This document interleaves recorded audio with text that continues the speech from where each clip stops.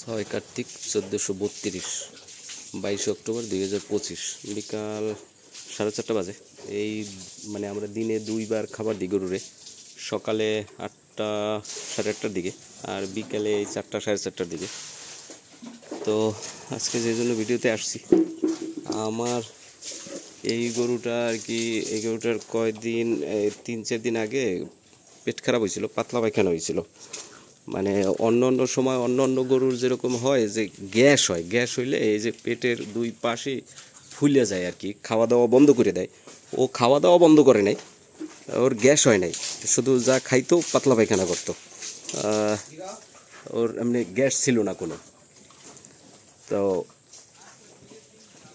প্রথমবার যখন হয়েছে আমি ভাবছি যে হয়তো খাবার একটু অন্য দুইটা একটু কম খাইছিল, ওই খাবারটা ওরে দিছি, সম্ভবত এই জন্য হয়েছে। যেহেতু খাবার রুচি আছে, খাবার বন্ধ করে নাই, গ্যাস নাই, তাইলে আর কোনো সমস্যা নেই। তো প্রথমবার ওইভাবেই গেছে।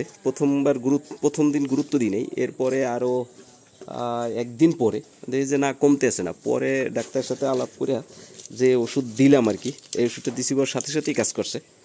এই যে জাইমোভেট এমনি রুচির জন্য আমরা দেই, অনেক সময় যদি ক্ষুধামন্দা থাকে। তো জাইমোভেট দিছি, একবারে 3টে করে দিছি জাইমোভেট।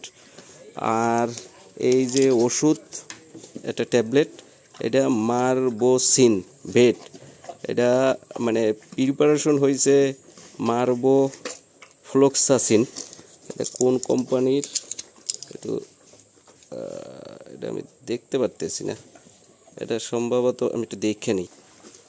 ওষুধটার কোম্পানি হয়েছে জেন্ট্রি ফার্মাসিউটিক্যাল। এইগুলোর ওষুধ একবারে দিছি 4টে করে। এই যে এইটা মারবোসিন ভেট একবারে 4টে করে দিছি, 2 দিন দিছি আর কি। 2-3-4 বেলা দিছি, 4 বেলা দিছি পর মোটামুটি ঠিক হয়ে গেছে। এখন আর ওর নাই, মানে পাতলা পায়খানা নাই। এই যে গোবর মোটামুটি এই যে শক্ত হয়ে গেছে এই। তো আর ওর খাবারের সাথে আমরা প্রাকৃতিক এনজাইম হিসাবে পেঁপে পাতা দিই। প্রতিদিন বিকালবেলা একটা করে পেঁপে পাতা দিই। পেঁপে পাতা এরকম ছিঁড়ে আর কি, একটু টুকরো টুকরো করে এই যে দানাদার খাবারের সাথে এরকম মিলিয়ে দিই। পেঁপে পাতার সাথে এক ধরনের পেপাইন নামক এনজাইম থাকে, যেটা হজম শক্তি বাড়ায়। আমিও দেখছি ওইটা খাইলে আসলে একটু হজম মনে হয় ভালোই হয়। তা আমি এইটা আর কি রেগুলার দেই।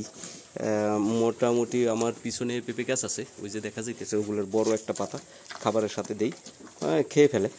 তো ওর মোটামুটি খাবার এবং রুচি ভালো আছে এই। তো পেঁপে মানে পাতলা পায়খানা হইলে এই ওষুধ খাওয়াইতে পারেন। তো এই জন্যই মূলত ভিডিওটা দেওয়া। আর এগুলোর অবস্থা তো এই আছে, আগেই বলছি এই। আমি কিন্তু এগুলোর কোনো ভিটামিন ওষুধ টষুধ কিচ্ছু দেই নাই, শুধুমাত্র কৃমির ডোজ দিছি, লিভার টনিক ইনজেকশন দিছি, আর ওই যে জিঙ্ক খাওয়াইছিলাম। এমনি কোনো ভিটামিন মানে ওই যে ক্যাটাভোস AD3 এগুলো কিছুই করা হয় নাই এই আর কি। চলতেছে এইভাবে আর কি। ধন্যবাদ।